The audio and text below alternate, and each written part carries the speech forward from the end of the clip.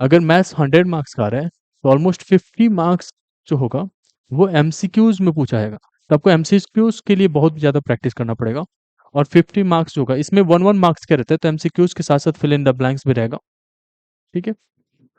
और जो 50 मार्क्स होगा वो थ्योरी रहेगा। तो ये बहुत अच्छा एनआईएस ने कर दिया। फिजिक्स वाले पार्ट में आप देखेंगे तो ये 11th के पोर्शन ज्यादा पूछ लिया जाता है, और वो आपको करना बहुत जरूरी हो जाता है।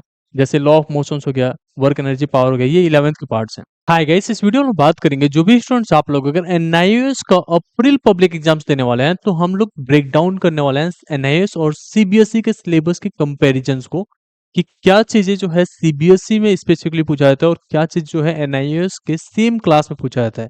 क्योंकि बहुत सारे स्टूडेंट्स आप में से सीबीएसई के सिलेबस को बहुत अच्छे से समझते हैं, बट एनआईएस का सिलेबस थोड़ा सा अलग हो जाता है। और उस चीज को अच्छे से समझने वाले हैं कि एनआईएस को अगर पढ़ना है तो हमें किस तरीके से फॉलो करना है और सीबीएसई से कैसे ये डिफरेंट करता है वो भी हम समझने वाले हैं। ठीक है।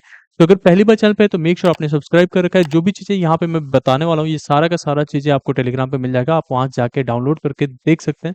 सिलेबस भी, कंपेरिजन भी, सब कुछ। ठीक है। तो ये सारी चीजों को ध्यान से देखना है। सबसे पहले आप लोगों को पता है कि एनआईएस और सीबीएसई में जो मेन डिफरेंस रहता है कि सीबीएसई 11th अलग करता है, 12th अलग करता है, बट एनआईएस में 11th 12th एक में ही हो जाता है, डायरेक्टली 12th। तो यहाँ पे आप देखेंगे तो ये सीबीएसई का सिलेबस है। अब एक खास बात होता है एनआईएस में और सीबीएसई में कि सीबीएसई जो है हर साल अपना सिलेबस अपडेट करता है और एनआईएस सिलेबस अपडेट नहीं करता। जैसे अब आपको मैं एनआईएस का सिलेबस दिखा रहा हूँ, तो ये जो है बाइफिकेशन ऑफ सिलेबस मेरे पास वो पुराना वाला है, वेबसाइट पे भी ऐसे ही है। बट उसमें आपको जो है ऑब्जेक्टिव और सब्जेक्टिव वाला पार्ट जो है एक ही में मर्ज कर दिया है। जैसे कि स्पेसिफिक आप जो है लॉ ऑफ मोशन जो है ऑब्जेक्टिव के लिए प्रिपेयर ना करो। ठीक है। तो बट मैं जो एग्जैक्ट एग्जाम्स में आएगा उसके हिसाब से बताऊंगा, और फिजिक्स और मैथ्स को कंपेयर करके दिखाऊंगा। बाकी सारे सब्जेक्ट्स को आप एज इट इज रिलेट कर सकते हैं। ठीक है। तो ये चीज एक बार समझ लेने के बाद से ना आपके एग्जाम्स के लिए बहुत आसान हो जाएगा प्रिपेयर करना। आप देखेंगे तो यहाँ पे जो है एनआईएस में पब्लिक एग्जाम्स अलग होते हैं। पब्लिक एग्जाम्स में से अलग से क्वेश्चंस आते हैं और पब्लिक एग्जाम्स के ही जो सिलेबस होते हैं वही आपको एग्जाम से पूछा जाता है। तो ये आपको प्रिपेयर करना पड़ता है। बाकी असाइनमेंट वाला तो असाइनमेंट में कवर हो गया है, तो ये आपको पढ़ने की जरूरत नहीं पड़ती। ये सारी चीजें पढ़ना है। बट यहाँ पे जो सिलेबस आप चेक करने लगते हो तो लॉ ऑफ मोशन हो गया, वर्क एनर्जी पावर हो गया, ये क्लास 11th के चैप्टर्स हैं अगर सीबीएसई से देखो तो। बट यहीं पे आप आगे यहाँ से आओगे electric charges and electric field, तो लेसन 15 के बाद से जो ये पार्ट्स हैं ये क्लास 12th के आते हैं। बाकी ऊपर आप देखोगे तो यहाँ पे 5 चैप्टर्स अभी मिले, वो सारा के सारा क्लास 11th का है। इसमें से मोस्टली जो है आपका ऑब्जेक्टिव टाइप में कवर हो जाता है। बाकी कुछ कुछ थ्योरी में भी आने लगता है, जैसे थर्मोडायनेमिक्स है, ये थ्योरी में भी कुछ कुछ आ जाता है। जैसे कि फर्स्ट लॉ ऑफ थर्मोडायनेमिक्स क्या है, सेकंड लॉ ऑफ थर्मोडायनेमिक्स क्या है, जीरोथ लॉ ऑफ थर्मोडायनेमिक्स क्या है। इसके क्वेश्चन बहुत ज्यादा पूछे जाते हैं, आप नोट डाउन भी कर सकते हो इन साथ साथ। अब मैथ्स की बात कर लेते हैं एक बार। तो मैथ्स में देखा जाता है तो जो 11th का पार्ट है क्लास 11th के लिए जो सिलेबस है वो बहुत ही कम देखने को मिलता है। जैसे सर्किल हो गया और स्ट्रेट लाइन हो गया, यही क्लास 11th का आ जाता है, कोनिक सेक्शन। बाकी जो है सारा का सारा क्लास 12th का पोर्शन मिलता है। एक बार आप सिलेबस जो है सीबीएसई का देखते हैं, आपको समझ में आएगा कि कैसे ये सारा चीजें डिफरेंट आते हैं। सीबीएसई हर साल अपडेट करता है अपना सिलेबस, तो इसी वजह से आप यहाँ पे देखोगे सीबीएसई वाले में ना, तो आपको यहाँ पे 2024 2025 लिख के आता है। और एनआईएस वाले में जब देख रहे थे तो वहां पे ऐसा कुछ नहीं लिख के आता है। आप इसमें देखोगे तो जैसे आपका इलेक्ट्रोस्टैटिक्स है, इलेक्ट्रोस्टैटिक्स से किस किस चैप्टर्स, कौन से चैप्टर्स कंटेंट है वो रहेगा, मार्क्स प्रॉपरली मेंशन रहते हैं। बट एनआईएस में ऐसा कुछ खास नहीं रहता है। उसको डिटेल में मैं समझा देता हूँ अभी, बट इतना पहले समझ लो। ये आपको नहीं पढ़ना है, ऐसा नहीं कि मैं सीबीएसई को यहाँ कंपेयर करा रहा हूँ बस। सीबीएसई के हिसाब से प्रिपेयर बिल्कुल नहीं करना है, नहीं तो आपके अगर अच्छे मार्क्स के लिए प्लान कर रखा होगा कि एनआईएस में अच्छे मार्क्स आएंगे, वो आपका मिस हो जाएगा। ठीक है। अब एक बार यहाँ पे नीचे आके देखो तो इसमें सारा कुछ डिटेल में रहेगा। जैसे आपके यूनिट 1 में क्या क्या रहेगा, यूनिट 2 रहेगा, यूनिट 3 हो गया। और आपको एक्चुअल मार्किंग भी बताता है कि किसमें से कितने मार्क्स तक की एक्सपेक्टेशन है। और टोटल 70 मार्क्स का पेपर होगा। बट वहीं एनआईएस में आप देखते हो तो जो आपका फिजिक्स का पेपर होगा वो 80 मार्क्स का होता है, और उसके हिसाब से आपको प्रिपेयर करना पड़ता है। उसमें असाइनमेंट वाला भी पोर्शन रहता है और आपका प्रैक्टिकल वाला भी पोर्शन रहता है। वो तो मैं अलग से समझा देता हूँ अभी अभी। अब ये इलेक्ट्रोस्टैटिक्स में जो था, इलेक्ट्रिक चार्जेस एंड फील्ड, इसकी कौन से टॉपिक इंपॉर्टेंट है वो यहाँ पे मेंशन रहते हैं। अब इसमें से भी मेन क्या रहता है सीबीएसई में, वो हम लोग प्रीवियस ईयर के क्वेश्चन पेपर्स वगैरह देख के समझ जाते हैं। अब आते हैं एक बार मैथ्स के सिलेबस के ऊपर। ये मैथ्स का है जिसमें आपका जो है यहाँ पे यूनिट दे दिया है relation and functions, algebra, calculus, vector, 3D। तो यहाँ पे आपके मार्क्स दे दिए कि किसमें से क्या कितने मार्क्स का पूछाएगा। टोटल इसमें भी 80 मार्क्स का रहेगा। तो 80 मार्क्स में से 20 मार्क्स आपका इंटरनल असेसमेंट में मिल जाता है। इसके अंदर आपको मिल जाता है कि कौन सा टॉपिक्स आएगा। जैसे रिलेशन एंड फंक्शंस में से आपको ऑलमोस्ट जो है फंक्शंस वाले पार्ट्स आ रहे होते हैं, कुछ कुछ पार्ट्स रिमूव्ड हैं, वो आपको नहीं पढ़ना होता है। ये सीबीएसई में प्रॉपरली मेंशन रहता है, ठीक है। अब किस तरीके के क्वेश्चंस आते हैं, वो सारा कुछ इधर प्रोवाइडेड रहता है। बट एनआईएस का जब सिलेबस आप देखने आते हो, कंपेयर करते हो, ये मैं कंप्लीट सिलेबस एनआईएस का दिखा रहा हूँ। तो यहाँ पे आपका आता है, नीचे आओगे तो आपको यहाँ पे मिलेगा कि थ्योरी का जो होता है पेपर 80 मार्क्स का होगा, ठीक है। थ्योरी आपका हो गया 80 मार्क्स का, प्रैक्टिकल हो रहा है 20 मार्क्स का। असाइनमेंट जो है थ्योरी की 20% कैलकुलेट हो जाता है, तो मतलब 16 मार्क्स का आपका असाइनमेंट्स कवर हो गया। अब बहुत सारे स्टूडेंट्स ये कंफ्यूज होते हैं कि अगर 16 नंबर का हमारा असाइनमेंट है और 80 मार्क्स का थ्योरी का पेपर हो रहा है, 20 नंबर प्रैक्टिकल है, तो इस तरीके से अगर पूरा पूरा कैलकुलेट किया है तो ये लगभग 116 मार्क्स का हो गया। तो ये कैसे होता है? तो ऐसा नहीं है। आपका जो ये पूरा आपको 116 जो दिख रहा है, ये इस तरीके से मेंशन होता है कि प्रैक्टिकल के 20 में से जो भी मिलेगा आपको, वो तो अलग कैलकुलेट होगा। प्लस थ्योरी का जैसे मान लो आप 80 में से 80 स्कोर करते हो, तो उसको ये 16 मार्क्स सब्ट्रैक्ट होते हैं।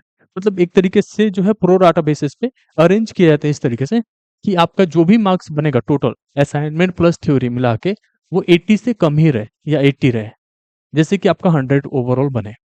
ये होपफुली आपको समझ में आ गया होगा। अब यहाँ पे आप देखेंगे तो जो भी असाइनमेंट्स का हो गया वो तो अलग ही हो गया, आपका प्रैक्टिकल और थ्योरी दिख गया यहाँ पे।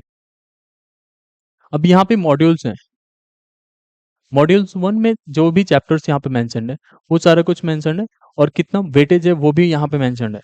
बट ये प्रॉपरली मेंशन नहीं है कि क्या क्या सिलेबस में रहेगा। जैसे प्रैक्टिकल के लिए अलग मेंशन हो गया, अब थ्योरी के लिए अलग मेंशन है यहाँ पे, बट एग्जैक्टली नहीं समझ में आ पाता है। तो इसलिए क्या रहता है कि हम बाइफिकेशंस को ध्यान से देखते हैं। जैसे यहाँ पे यूनिट 2 का हो गया, 6 नंबर का आएगा, फिर यहाँ पे 6 मार्क्स का आएगा यहाँ से। अगर आप चाहते हैं कि ये सारी चीजें आपको समझना ना पड़े बट आपको इंपॉर्टेंट क्वेश्चन हम दे दें, तो इस चैनल को सब्सक्राइब करके वीडियो को लाइक जरूर कर देना और कमेंट सेक्शन में बता देना आपको जो भी चीज चाहिए, हम लोग अगले वीडियोस में लेके आएंगे, ठीक है। ये सारी चीजें यहाँ पे मेंशन रहेगा। सिमिलर वे में अगर मैथ्स का आप देखेंगे तो नीचे आते जाएंगे तो आपको यहाँ पे पता चल जाता है कि कितने कितने मार्क्स का होगा। तो 20 मार्क्स इसमें प्रैक्टिकल तो होता नहीं है, तो 20 मार्क्स आपका थ्योरी का जो होता है टीएमए में आ जाता है, और 100 मार्क्स ये, तो सेम कैलकुलेशन के हिसाब से इसमें भी 100 मार्क्स ओवरऑल कैलकुलेट हो रहा होता है। अब जो समझने वाली बात यह है कि इसमें जो भी चैप्टर्स हैं जो एग्जाम्स में पूछे जाते हैं, वो ऑलमोस्ट मैथमेटिक्स में सीबीएसई से मैच कर जाता है। बाकी सब्जेक्ट्स में जो है 11th के पोर्शंस भी रहते हैं, तो दोनों को समझ के एंड देन एग्जाम्स के लिए आपको प्रिपेयर करना है। ऐसा नहीं कि आप केवल 12th के बेसिस पे एनसीईआरटी को फॉलो करते जा रहे हो, तो उससे आपके मार्क्स ज़्यादा नहीं बन पाएंगे, आपको एनसीईआरटी के ही बुक्स को फॉलो करने पड़ेंगे, ठीक है। हालांकि सीबीएसई के बुक्स में भी जो कंटेंट है वो सेम ही रहेगा, बट 11th और 12th दोनों को कवर करना पड़ेगा। और पब्लिक सिलेबस के हिसाब से, जैसे यहाँ पे सिलेबस मेंशन था, वो मैं 1 मिनट में दिखा देता हूँ आपको। अब ये आपका जो है सेट्स है, तो सेट से कितने मार्क्स का आएगा वो इसमें मेंशन ही नहीं है, ठीक है। जैसे यहाँ पे आपका ड्यूरेशन दे दिया है बट वेटेज नहीं दे रहा है, वेटेज इन मार्क्स यहाँ पे तो टीएमए में आ गया, बट जो चीजें आना चाहिए लाइक वो यहाँ पे मेंशनड ही नहीं है, ये चीज गड़बड़ हो जाता है। ये पब्लिक एग्जाम्स वाला है ना, यहाँ पे मेंशन हो रहा है कि आपका जो है मैट्रिक्स डिटरमिनेंट्स और इनवर्स ऑफ मैट्रिक्स, ये टोटल 17 मार्क्स का आ रहा है। और एक्चुअल में सच बात ये है कि मैट्रिक्स और डिटरमिनेंट्स अगर आपने अच्छे से प्रिपेयर कर लिया तो एनआईएस में बहुत आसान हो जाता है पास करना, ठीक है। और सिम वे में आगे देखेंगे रिलेशन एंड फंक्शन से 12 नंबर का आ रहा है, 45 मार्क्स का कैलकुलस आ रहा है, यहाँ पे ज्यादा वेटेज कंप्लीट हो जाए कवर हो जाता है। और फिर आपका देखेंगे तो वेक्टर्स में से आ जाता है वेक्टर 3D 17 नंबर का। तो ये तो आपका जो मैथमेटिक्स का जो यहाँ पे सिलेबस दिख रहा है, मार्किंग वेटेज वगैरह दिख रहा है, ये सब ऑलमोस्ट ठीक है। अब एक बार आपका सिलेबस समझ लेते हैं। तो यहाँ पे देखेंगे तो आपका सिलेबस में 60% जो है पब्लिक एग्जाम में पूछा जाता है, टोटल मिला के आपका 23 चैप्टर्स होते हैं, लेसन्स होते हैं। और लेसन्स एक्चुअल में क्या होता है, सीबीएसई के एक चैप्टर जो है यहाँ पे 2-3 चैप्टर्स में ब्रेक डाउन हो जाता है, इसलिए भी थोड़ा लंबा दिखता है। अब यहाँ पे स्ट्रेट लाइन हो गया, सर्कल हो गया, कार्टेशियन सिस्टम्स हो गया, कॉनिक सेक्शंस हो गया, ये 11th के सेक्शंस हो गए, चैप्टर्स हो गए। तो ये आपको सिलेबस में पूछा जाता है, तो इसको भी करना होता है। बट जो मेजर है इसमें इंपॉर्टेंट रहता है सीबीएसई वाले में, यहाँ पे एनआईएस वाले में, वो मैट्रिक्स हो गया, inverse of a matrix and it's applications, आपका इनवर्स ऑफ ट्रिग्नोमेट्रिक फंक्शन और डिटर्मिनेंट्स, ये 3 चैप्टर्स करना बहुत ज़रूरी है। अब आप देखेंगे तो ये मैट्रिक्स वाला जो पार्ट है, ये ऑब्जेक्टिव में डाल दिया, तो ऑब्जेक्टिव में ये क्वेश्चंस पक्का-पक्का आता है मैट्रिक्स से। एक-एक नंबर के क्वेश्चंस आएँगे, जैसे 2 आपको मैट्रिक्स दे देंगे जिसको कंपेयर करके x की वैल्यू फाइंड आउट करना। इस तरीके के कुछ इंपॉर्टेंट क्वेश्चन मैं आप लोगों के साथ शेयर कर दूँगा, वो आपके लिए बहुत ज़्यादा हेल्पफुल हो जाएगा। सिमिलर वे में आपका डिफरेंशिएशंस, इंटीग्रेशंस, डिफरेंशियल इक्वेशंस हो गया। ये आपका इसमें से कुछ बेसिक्स क्वेश्चन जो होते हैं, जैसे कि आपका ऑर्डर पूछना, डिग्री पूछना, ये इसमें से क्वेश्चन पूछ लिए जाते हैं। और नॉर्मल छोटे-छोटे इंटीग्रेशंस जो होते हैं एमसीक्यूज़ बेस में, वो पूछे जा रहे होते हैं। तो ऑलमोस्ट जो आपको जो समझना है, वो मैं एक बार समझा देता हूँ। यहाँ पे जो है, जो भी मैं दिखा रहा हूँ, जैसे पेपर आपका 100 मार्क्स का आएगा। यहाँ पे समझा देता हूँ आपको। अगर मैथ्स 100 मार्क्स का आ रहा है, तो ऑलमोस्ट 50 मार्क्स जो होगा, वो एमसीक्यूज़ में पूछा जाएगा। तो आपको एमसीक्यूज़ के लिए बहुत ज़्यादा प्रैक्टिस करना पड़ेगा। और 50 मार्क्स जो होगा, इसमें 1-1 मार्क्स के रहते हैं, तो एमसीक्यूज़ के साथ-साथ फिल इन द ब्लैंक्स भी रहेगा, ठीक है? और जो 50 मार्क्स होगा, वो थ्योरी रहेगा। तो ये बहुत अच्छा एनआईएस ने कर दिया। इससे बच्चे जो हैं, अगर थोड़ा-सा इलैबोरेट करके वो भी नहीं कर पा रहे सॉल्व, तो एमसीक्यूज़ करके वो अच्छे से निकल जाते हैं। सिमिलर वे में आपका जो है ये सारा सिलेबस यहाँ पे कवर अप रहता है, तो इसको आपको पढ़ना पड़ता है। अब आता है आपका फिजिक्स वाला पार्ट। फिजिक्स वाले पार्ट में आप देखेंगे तो ये 11th के पोर्शंस ज़्यादा पूछ लिया जाता है, और वो आपको करना बहुत ज़रूरी हो जाता है। जैसे लॉ ऑफ मोशंस हो गया, वर्क एनर्जी पावर हो गया, ये 11th के पार्ट्स हैं। और इसमें भी आप लोग का वही रूल्स चलता है, 80 50-50 का। 50% जो है आपका एमसीक्यूज हो जाएगा, तो 40 मार्क्स का आपको 1 मार्क्स के क्वेश्चन मिल जाएंगे इधर। ठीक है जी। और 40 मार्क्स का आपका थ्योरी का क्वेश्चन मिल रहा होगा। इतना करना बहुत ज़रूरी रहता है। बहुत सारे स्टूडेंट्स को बस ये छोटी-सी चीज़ पता चल जाता है ना, तो बहुत अच्छा स्कोर कर जाते हैं। लेकिन जो स्टूडेंट्स ये नहीं समझते, सीबीएसई के हिसाब से फॉलो करते जाते हैं, तो वही स्टूडेंट्स अच्छा स्कोर नहीं कर पाते हैं। इसमें अगर 75 प्लस स्कोर करना है, बहुत आसान हो जाता है। क्योंकि आपको थ्योरी में कम ही स्कोर करते हो, तब भी आसानी से पास हो रहे होते हैं, अच्छे मार्क्स आ रहे होते हैं। जैसे एक बार एक एग्ज़ाम्पल से देख के बताता हूँ। जैसे मान लो आपका थ्योरी का एग्ज़ाम्स हो रहा है 80 मार्क्स का, ठीक है? आपको टीएमए में ऑलरेडी 16 नंबर मिल चुका है। तो इसमें से आपके पास बचे जितने भी मार्क्स, यहाँ पे कितने बचेंगे आपको? 64 मार्क्स। अब 64 मार्क्स, पेपर दिया आपने 80 का, लेकिन 64 मार्क्स में से कैलकुलेट होना है, और इसमें से ही 33% लाना है पास होने के लिए, ठीक है? अब इसमें से जो 33% 64 का निकालोगे, तो लगभग 21-22 के पास आता है। तो इतना ही नंबर लाओगे तो आप पास हो जाते हो। ये फिजिक्स का यहाँ पे पावर है एनआईओएस में। आप आराम से 21-22 नंबर लाओ, आपका असाइनमेंट वाला जुड़ के पास हो गए। लेकिन अगर आप यही चीज़ सीबीएसई में करते हो, तो आपको टोटल 23 मार्क्स लेके आने पड़ते हैं, और मैथमेटिक्स में 33 मार्क्स लाने पड़ते हैं, और यहाँ पे मैथमेटिक्स में केवल आपको 26 मार्क्स लाओगे, हो जाएगा।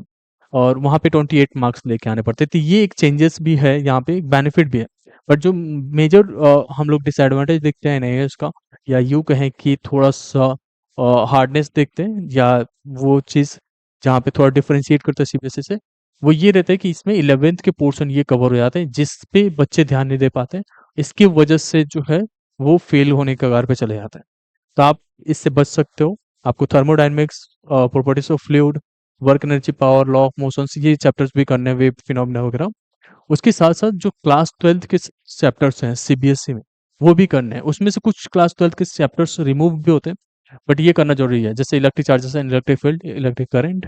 इसकी बेसिस पे क्वेश्चन पेपर भी पास्ट ईयर के सॉल्व कर सकते हो। एंड कुछ इंपॉर्टेंट क्वेश्चंस एमसीक्यूज वगैरह हम लोग यहाँ पे देने वाले हैं, तो वो भी बहुत जल्द आ जाएगा।